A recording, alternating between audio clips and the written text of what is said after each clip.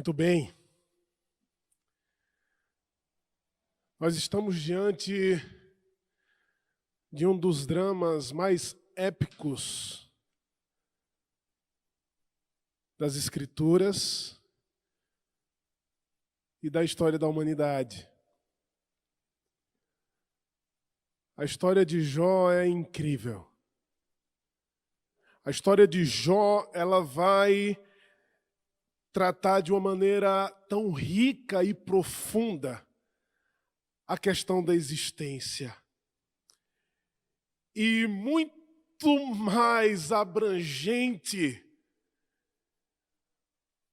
do que os limites impostos pela razão humana, muito mais abrangente do que os limites impostos por escritores ou filósofos que, de alguma maneira, não conseguem enxergar além daquilo que nos é dado nessa vida. Por isso que a linguagem e a criatividade imaginativa aqui dispostos nesse livro são fantásticas. E dentro desse enredo, a percepção do que significa viver e existir é surpreendente. Se por um lado, Satanás em seus intentos veio contra Jó, tirando todas as energias que alguém poderia nutrir nessa vida a partir de sua família, a partir de sua economia, a partir da sua saúde, Satanás não conseguiu tirar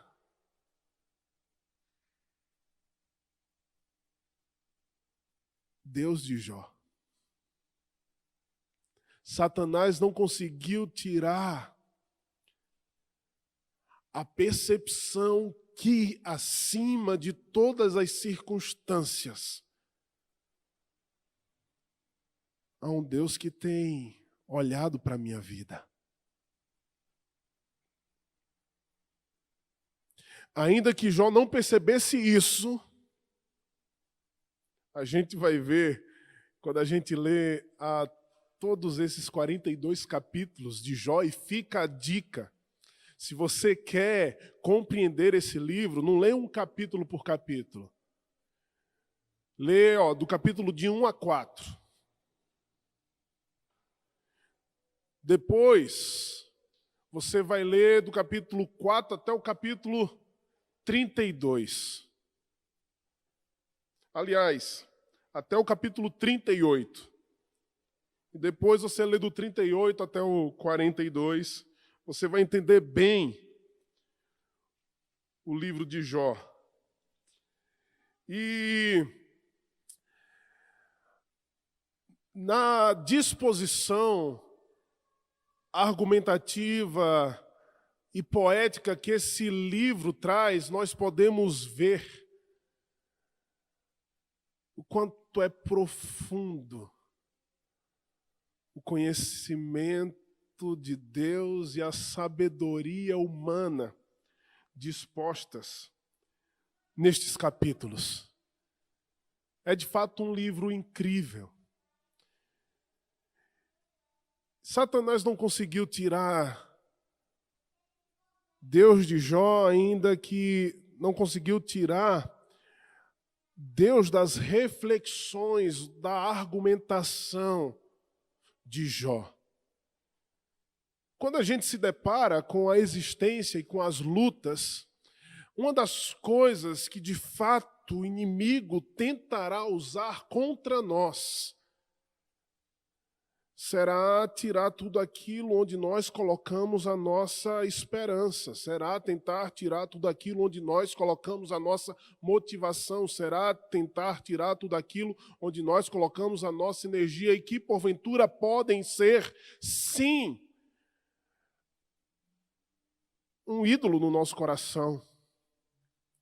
Onde nós tentamos, de alguma maneira, não de maneira real, mas de maneira fake, com máscaras, até exaltarmos a Deus. Afinal de contas, a gente está bem, a gente tem tudo, mas quando perde tudo, como nós podemos exaltar o nome de Deus? Por isso que os amigos de Jó passam 7 dias calados, e quando falam, eles vão falar com arrogância, eles vão falar cheios de palavras bonitas e religiosas, e com um contexto teológico que eles abraçaram por compreender a existência a partir daquele contexto teológico, não a partir do coração de Deus. Eles vão falar em termos meritocráticos em relação à vida. E a gente vê uma série de versos onde ele faz beldade Zofar. Eles, de alguma maneira, se colocam diante de Jó, a fim de dizer simplesmente para Jó, alguma coisa de errada você fez. Porque não é possível. Se coloque diante de Deus, se coloque diante da situação que você está vivendo agora e você vai perceber, olha só, que maldade, né? E você vai perceber que você cometeu algum pecado, você está em pecado contra Deus. Você fez alguma coisa de errado, você deixou de acolher algum pobre por aí. Você deixou de fazer algum sacrifício para Deus. Você deixou de cumprir com aquela disciplina de busca, aquela disciplina diária de enriquecer-se com a palavra de Deus ou de fazer qualquer coisa. É um olhar puramente religioso. É um olhar sem compreender de fato a vida. É um olhar acusador. E, gente, quando a gente olha para a vida, quando a gente olha para as pessoas, quando a gente se coloca numa posição de superioridade, como conhecedores de Deus, e começamos a rotar palavras bonitas para pessoas que estão sofrendo, isso não ajuda em nada. Pelo contrário, isso afasta as pessoas de nós. Pelo contrário, isso não manifesta o coração de Deus. Pelo contrário, isso faz a gente sofrer mais.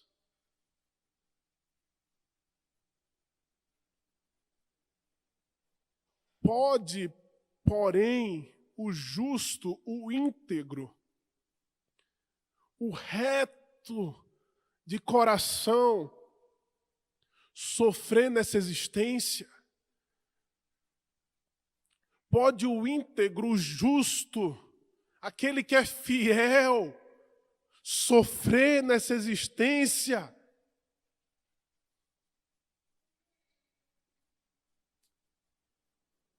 E Jó diz que pode. E a gente vê algumas respostas de Jó fantásticas. Por exemplo, no capítulo 6, verso 14, Jó diz: amigo, ao aflito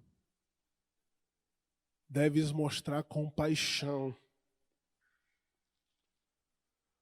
a menos que tenha abandonado o temor do Todo-Poderoso, que não era o caso de Jó. Verso 26, ele diz: acaso pensais em reprovar as palavras ditas por um desesperado ao vento? Capítulo 13, versos 4 e 5,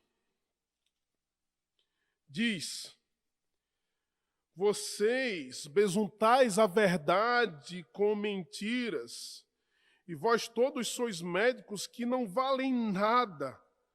Tomasse-vos calasseis de todo, que isso seria a vossa sabedoria. Jó, no capítulo 16, vai dizer: eu também poderia falar todas essas coisas, se a vossa alma estivesse no lugar da minha. Eu poderia dirigir a vocês um montão de palavras e menear contra vocês a minha cabeça. Mas eu ia fortalecer vocês com minhas palavras, e a compaixão dos meus lábios abrandaria a vossa dor. Se eu falar, a minha dor não cessa. Se me calar, qual é o meu alívio? Na verdade, as minhas forças estão exaustas. Tu, ó Deus, destruísse a minha família toda.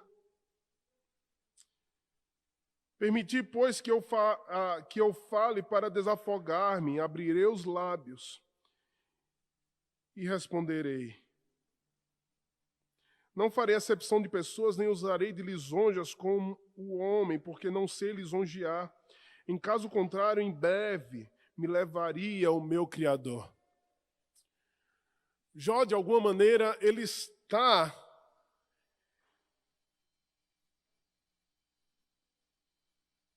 se levantando para simplesmente dizer: sinta a dor no meu coração.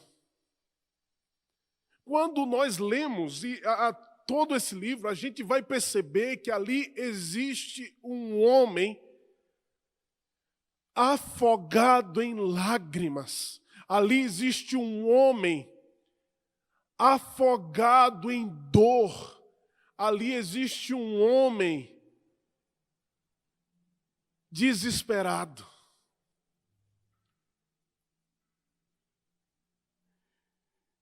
E ele está dizendo: no meu desespero, vocês precisam permitir que até saia dos meus lábios esse desapontamento real que está no meu coração diante daquilo que eu estou vivendo. E Jó começa a mostrar para os seus amigos que, se é por mérito, porque os perversos prosperam, se é por mérito a vida, porque pessoas más, elas vivem bem em suas casas, em suas famílias, e estão felizes nesse momento. Se nós olhamos para a vida e achamos que podemos reduzi-la apenas à meritocracia, o mundo é injusto e Deus é injusto. Porque nesse exato momento pessoas boas estão sofrendo, porque nesse exato momento pessoas más estão prosperando, estão fazendo as suas festas cheias de arrogância, cheias de perversidade, nem se lixando para aquilo que está acontecendo para o mundo, e muito menos preocupado com sua vida diante de Deus. Se a vida pode ser reduzida à meritocracia, porque os maus, eles prosperam, e porque os bons sofrem, Jó vai falar. E ele vai dizer para esses que carregam essa perspectiva reducionista e que usam até mesmo o nome de Deus para, de alguma maneira, impor sobre as pessoas fardos pesados. Afinal de contas, gente honesta está trabalhando nesse exato momento e não tem o seu ganho devido, porque nesse exato momento, gente honesta, gente justa e gente boa tem estado travado uma luta tremenda contra a doença. Tem estado numa batalha tremenda financeira. São homens bons. São mulheres incríveis. São mulheres justas. O justo também passa por sofrimento. O justo também sofre.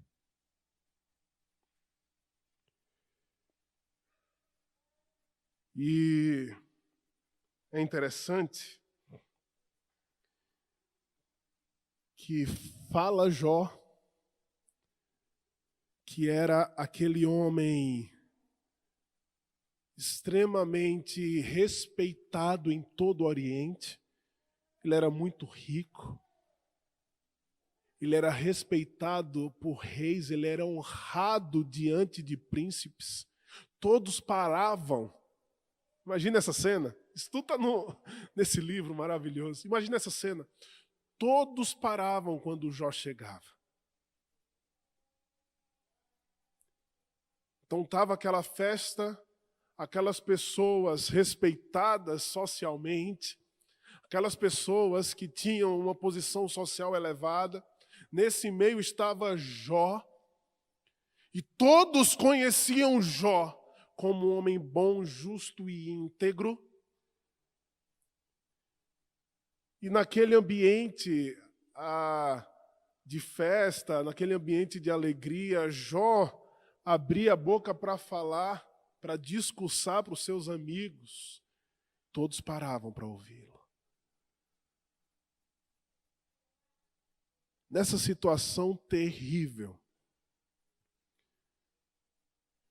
Jó buscava um outro tipo de abordagem. Não acusações sem fim,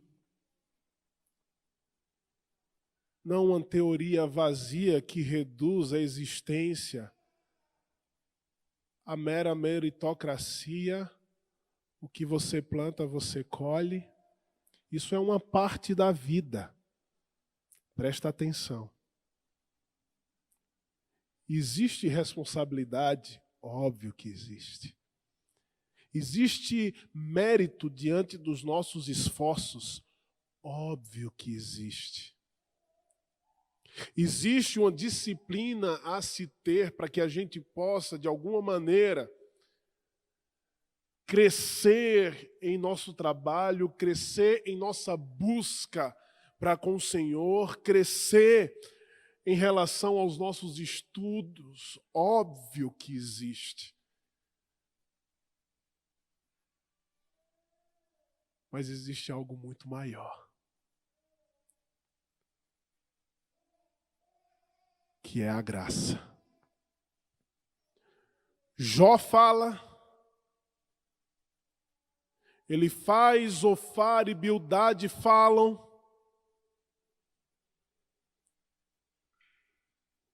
e nesse meio tem um moço no meio dos anciãos, chamado Eliú.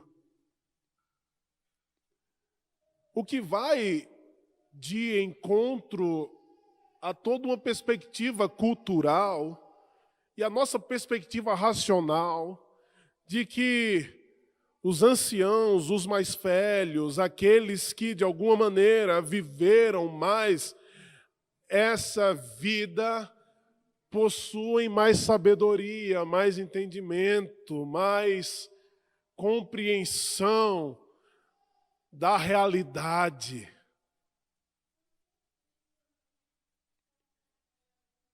Eliú aparece para quebrar esse paradigma. Eliú aparece para dizer para mim e para você que a sabedoria não está necessariamente com os senhores do saber. A sabedoria não está necessariamente com os doutores da academia. A sabedoria não está necessariamente com os anciãos, os mais velhos. A sabedoria está no coração compadecido, que vai compreender o coração de Deus, que acima da meritocracia revela a graça, revela o seu amor misericordioso e bom. Isso é incrível, isso é incrível. Então eu vou ler o capítulo 33, que diz: ouve, pois, Jó, as minhas razões, é Eliú falando, e dá ouvido a todas as minhas palavras. Passa agora a falar em minha boca, fala a língua. As minhas razões provam a sinceridade do meu coração, e os meus lábios proferem o puro saber. Ele está dizendo: Jó, assim como você foi sincero, eu vou ser sincero com você, e a minha sinceridade com você é me colocando no mesmo patamar. O Espírito de Deus me fez e o sopro do Todo-Poderoso me dá vida. Eu dependo de Deus como você, Jó. Se podes, contesta-me, dispõe bem as tuas razões perante mim e apresenta-te. Por favor, Jó, fala se eu falar algo de errado. Não quero impor nada sobre você. Eu quero compreender seu coração. E eu quero também colocar minha percepção. Eis que diante de Deus sou como você. Sou barro. Fui formado do barro.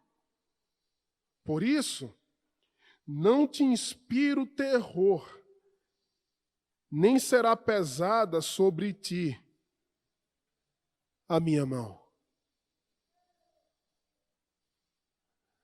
Ao lidar com a existência, uma das coisas que a gente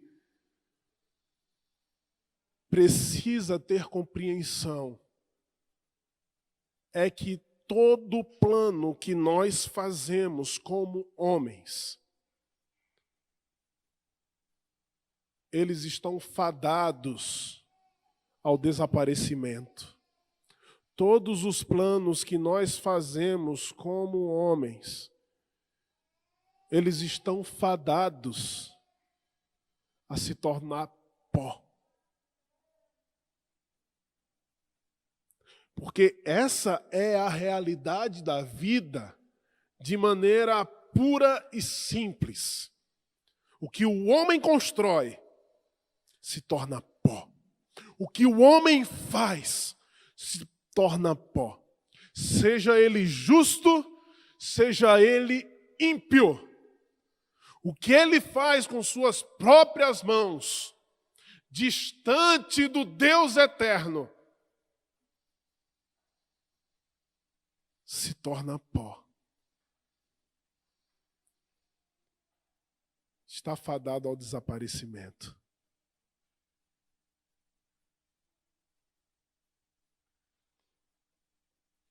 Ele continua. Na verdade, falaste perante mim, e eu ouvi o som das tuas palavras. Estou limpo, sem transgressão, puro sou, e não tenho iniquidade. Aqui Eliú começa a quebrar uma perspectiva um tanto quanto egocêntrica demais de Jó diante do sofrimento que ele está falando. Afinal de contas, ele perdeu tudo e agora seus amigos querem tirar a credibilidade de Jó. Eu defendo o Jó também. Jó, Deus falou para Jó, ele é meu servo, não há ninguém como ele na terra, homem íntegro e reto. Dentro da perspectiva de Deus, Jó era visto como íntegro e reto, e ele reafirmava isso também, mas Jó se esqueceu de uma coisa, e Eliú fala muito bem daquilo que ele se esqueceu. E ele está relembrando as palavras de Jó. Você está dizendo, Jó, que Deus procura pretextos contra você e considera você como seu inimigo. Põe no tronco os meus pés e observam todas as minhas veredas. Isso são as palavras de Jó. Nisto não tens razão, Jó. Eu te respondo. Porque Deus é maior do que o homem. Por que contendes com ele, afirmando que não te dá contas de nenhum dos teus atos? Pelo contrário, Deus a tudo observa. Ele fala de um modo, sim, de dois modos, mas o homem não atenta para isso. Isso é incrível. Porque Eliú, ele está compreendendo toda aquela crise existencial que Jó está vivendo, não numa perspectiva reducionista, meritocrática, triunfalista de homens religiosos, porque usavam das palavras a respeito de Deus, a respeito do caráter de Deus, a respeito da lei, para de alguma maneira acusarem Jó, para de alguma maneira arrotarem a sua arrogância, se colocarem numa posição de superioridade, porque afinal de contas eles estavam bem, não estavam no mesmo lugar que Jó estava vivendo naquele momento. E Eliú, percebendo a abrangência que era muito maior do que essa perspectiva, ele diz, Deus fala de um modo, mas de outro modo também. Ele compreendeu que a existência é muito maior do que uma simples reação de uma ação feita por alguém, por um indivíduo, por uma nação, por um líder, por uma comunidade. A vida é muito maior do que simplesmente uma mecânica fechada, onde leis naturais regem a existência. A vida é isso, mas é muito mais do que isso também, Jó. Eliú está compreendendo a realidade de maneira completa. Ele está dizendo, Jó, o amor de Deus é muito, mas muito maior do que eu, você e os sábios anciãos, doutores, conseguem mostrar para a gente, representar para a gente, declamar, de alguma maneira escrever e poetizar. O amor de Deus é muito maior. A maneira que Ele se revela é muito maior. Então existe um outro modo, Jó. E ele começa a mostrar esse modo como Deus se revela.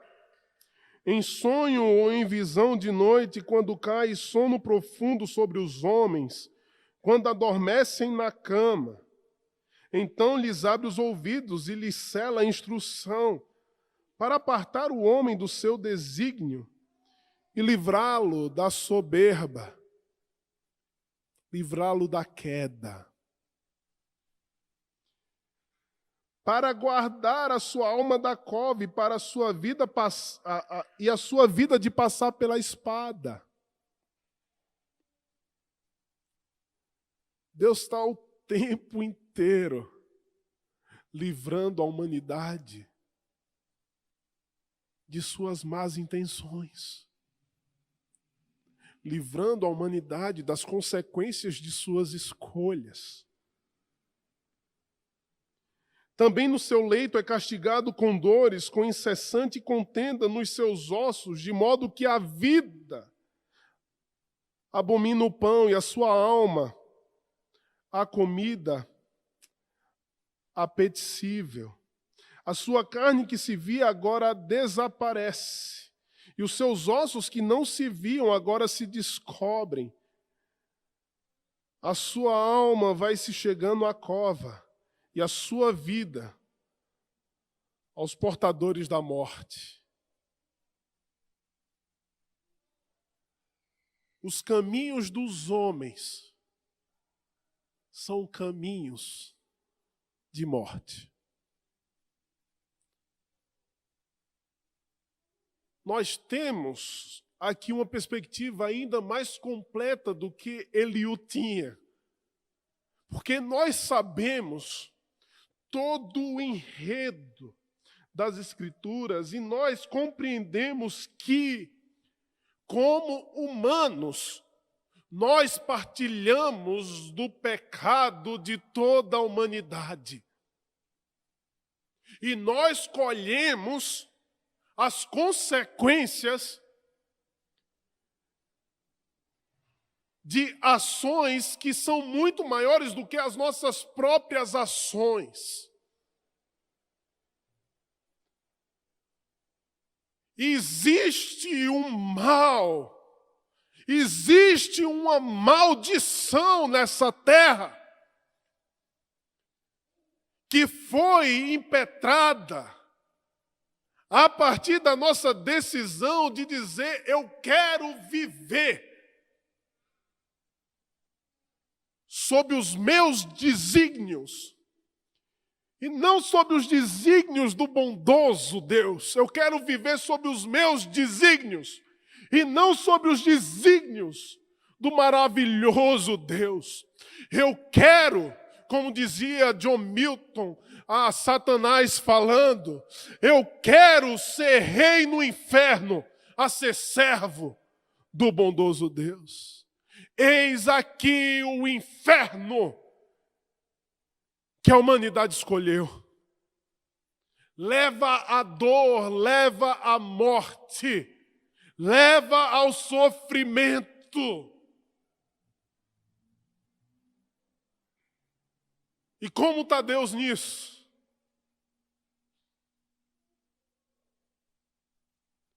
Impedindo que a maldade continue a ser perpetrada pela humanidade.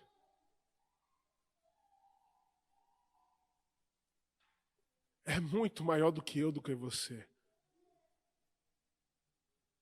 Nós fazemos parte dessa humanidade que compartilha conosco do mal que faz. E a gente colhe essa decisão dos nossos antepassados, que está intrínseca em nós, porque fazemos parte de um só povo, ainda que diverso, ainda de que várias raças, ainda que tenhamos cada um as nossas culturas. Por nós mesmos, não conseguimos livrar a nossa alma da morte. Eliú tem razão. Eliú tem razão. Mas aí vem o verso 23, que é fantástico. Mas se com esse homem houver um anjo intercessor, um dos milhares para declarar ao homem o que lhe convém, então Deus terá misericórdia dele e dirá ao anjo: redime-o, para que não desça a cova. Achei resgate. Sua carne se robustecerá com o vigor da sua infância, e ele tornará os dias da sua juventude. Deveras orará a Deus, e lhe será propício. Ele com júbilo verá a face de Deus, e este lhe restituirá a justiça.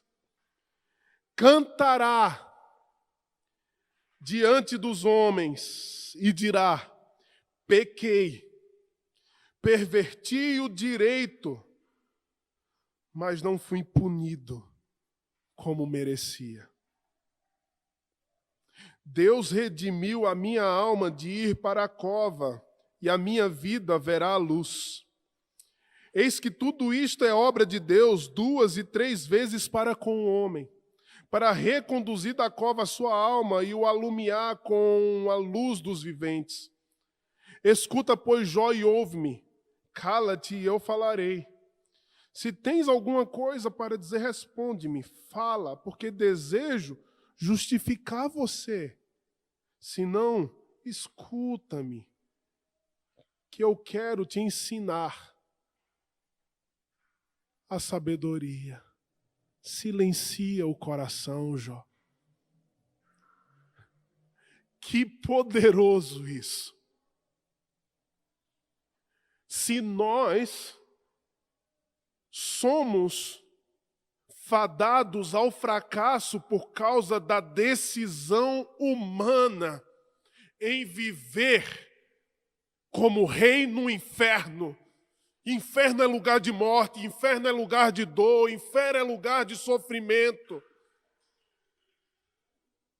Mas mesmo assim o homem decide isso. Deus, ele desce até esse lugar. Deus, ele desce até o inferno. Como diz as Escrituras, Jesus foi até o Sheol para nos tirar de lá e trazer vida. E essa vida não é porque nós merecíamos.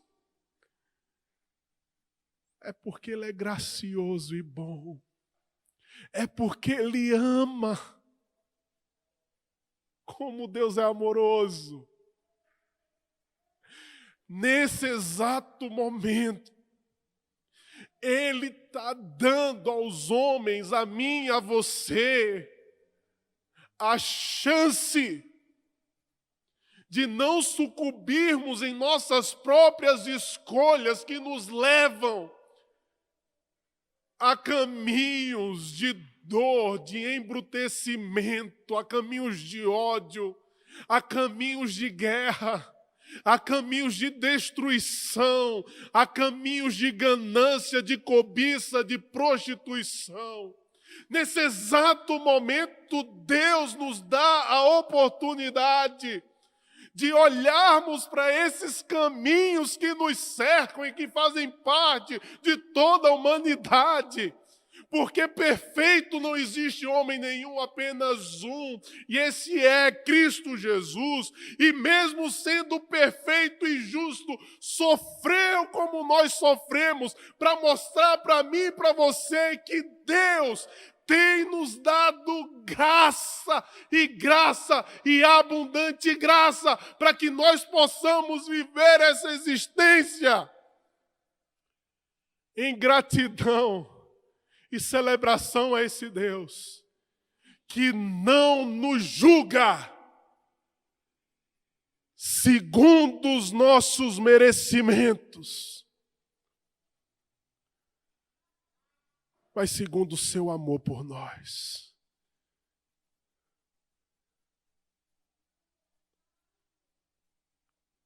Diante da graça, a gente se cala. Diante da graça, a gente se curva. Diante da graça, nós podemos dizer: Deus deu, Deus tirou, bendito seja o nome do Senhor, porque quem tem a graça tem tudo. Quem tem a graça tem tudo que precisa, como o apóstolo Paulo falou: a tua graça, Senhor, me basta. A tua graça me basta. Isso é maravilhoso.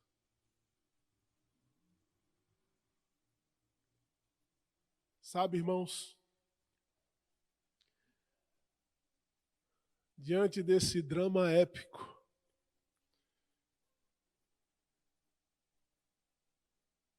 tão poético e tão rico,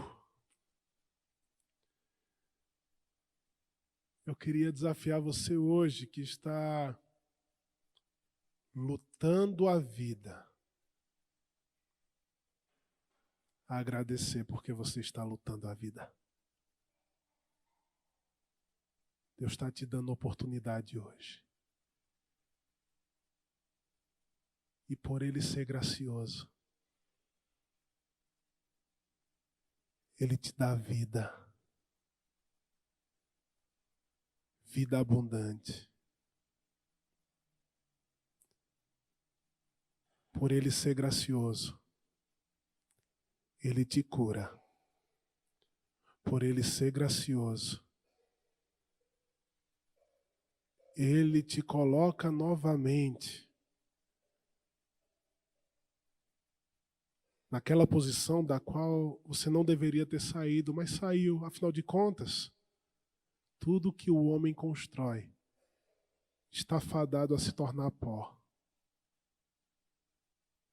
Mas aquilo que Deus faz é eterno, dura para sempre. Se encha da graça de Deus no dia de hoje.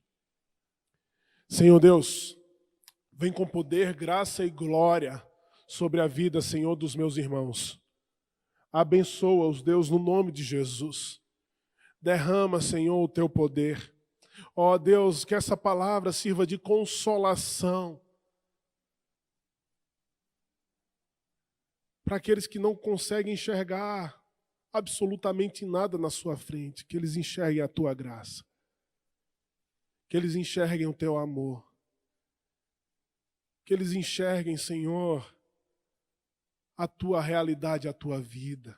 Ó Deus, no nome de Jesus, que o Senhor os abrace. Vem nos abraçar nessa manhã, nos encher de revigor, porque quem tem a graça tem tudo. Ó Deus, muito obrigado, Senhor. Em nome de Jesus, que essa graça vos fortaleça no dia de hoje.